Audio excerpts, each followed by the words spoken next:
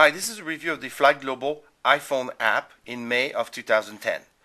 This application was released a few months ago, and today I'm going to demonstrate it on my iPad so we could have a little bit bigger screen and you could see the features of the app. At the bottom here you can see how the application is organized in news sections, blogs, Twitter, video, and also a jobs section.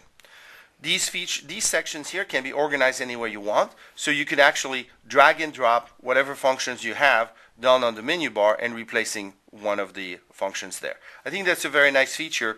It allows you to customize the application just the way you want.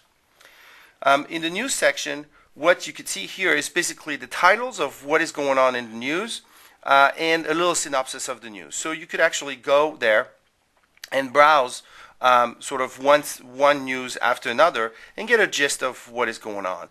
If you want to see an actual news, so let's say for example here, if you wanted to have this full news item open, you would then open it into a browser and it would jump to the actual web browser or web version of this. Now it leaves the application and opens the Safari, in this case in my iPad, but it would do exactly the same thing on the iPhone, except it would be a smaller screen. You then have to come back to the application to get back into what it does. Now you can see here that it downloads the information every time, which means that this application cannot be used offline.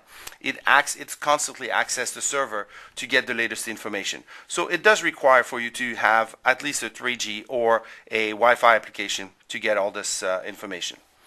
The blogs have a little bit more information than the news because they actually contain the entire blog, including photos and so on.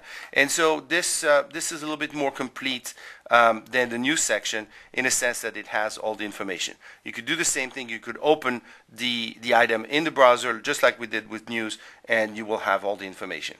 In any of these items, you could email the item to a friend, and what it'll do is it'll open your mail program and create a link for that news item directly in that. Again, you've left the application now, so you have to go back in to get to where you are. And one of the things I don't like is that there's no resilience. So you can see here, I'm back to the main screen. I'm not back to the article that I was just emailing to my friend. The Twitter feed is basically a feed of all of the posts from the FlightGlobal team. And then the video accesses the Flight International video library with their latest update.